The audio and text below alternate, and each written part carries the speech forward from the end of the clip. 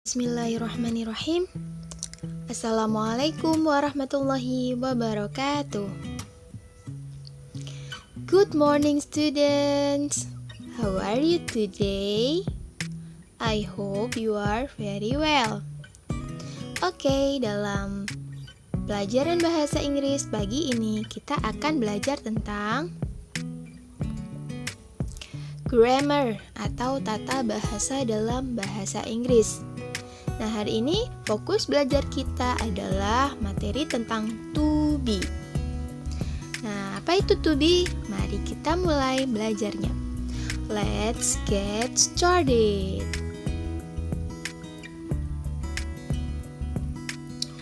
Nah, apa sih itu to be? Ada yang tahu enggak?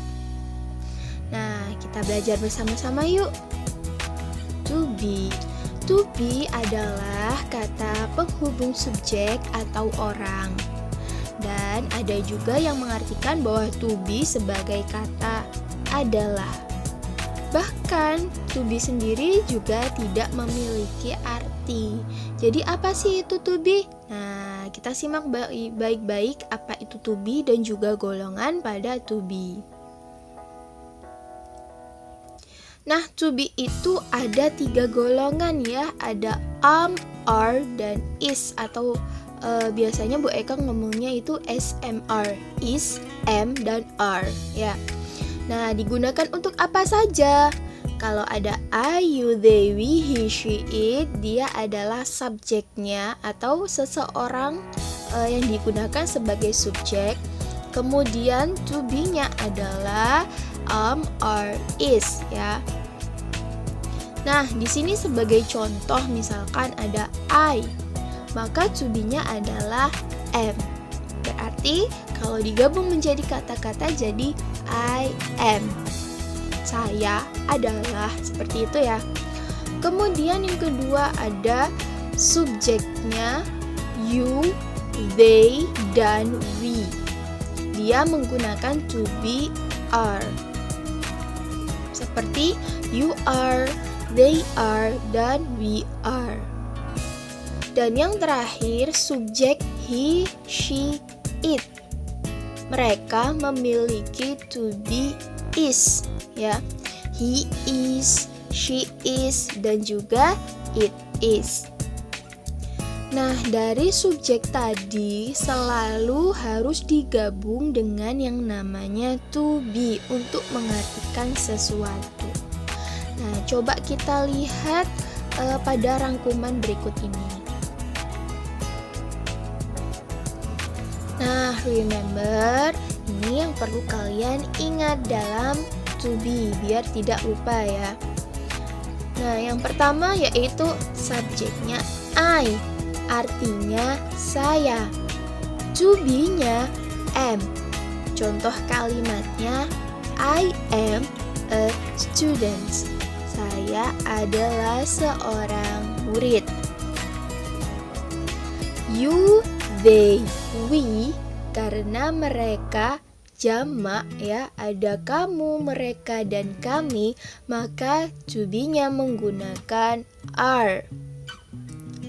Misalkan kalimat yang you are a student, kamu seorang murid. They are very happy, mereka sangat bahagia. We are good team, mereka tim yang sangat bagus. Nah, bukan hanya itu, kalau misalkan ada 2 orang ya, atau 3 orang atau jamak atau lebih dari itu, maka to be-nya menggunakan are. Contohnya ada misalkan ada Keisha and Dwi are classmates ya.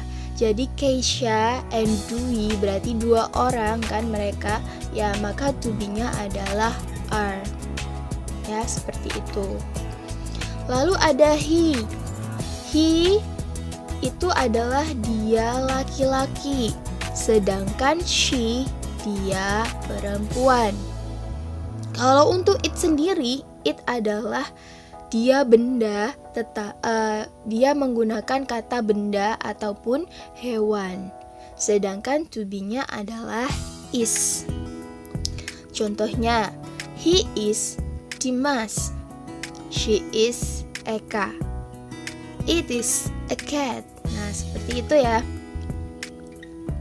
Dan contoh yang lain, misalkan yang menggunakan to be is adalah nama seseorang.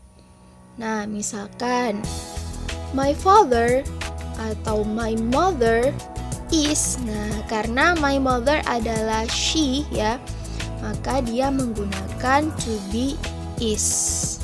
Nah, seperti itu ya. Atau contoh yang lain adalah my brother, my sister, dia menggunakan to be is. Sudah dipahami ya. Nah, di sini ada juga formula atau ketika menggunakan bahasa Inggris itu ada 3 formula dalam kalimat ya. Ada kalimat positif, ada kalimat negatif, dan juga ada kalimat interrogatif, yaitu kalimat tanya. Nah, formulanya bagaimana? Seperti berikut. Ketika formulanya positif berarti dia adalah kalimat seutuhnya ya. Kalau kalimatnya negatif berarti ada kata not atau kata tidak. Sedangkan interrogatif yaitu tadi saya sudah bercerita bahwa interrogatif adalah kalimat tanya. Formulasi untuk yang positif ya. Ada subjek, tadi subjeknya adalah I, you, they, we, he, she, it, itu tadi ya. Kemudian ditambah dengan to be itu SMR. Kemudian ditambah dengan objek, objeknya apa. Nah, contohnya tadi misalkan I am a student, berarti saya adalah murid. Kemudian kalau yang negatif, setelah to be ditambahin not atau tidak ya. Subjek ditambah dengan to be not tambah dengan objek. Contohnya I am not a student, saya bukan murid.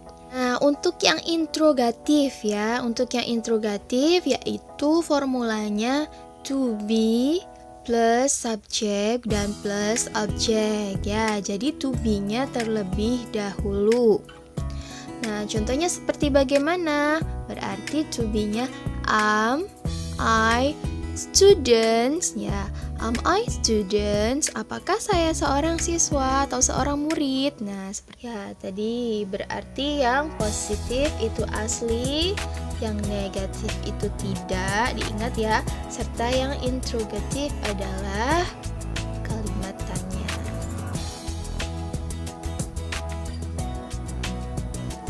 Nah, itu tadi adalah materi kita hari ini tentang to be. Semoga mudah sekali untuk diingat. Jangan lupa dihafalkan apa itu to be, subjeknya apa, pasangan to be-nya apa, serta formulasinya dalam sebuah kalimat. Okay, this is for your assignment.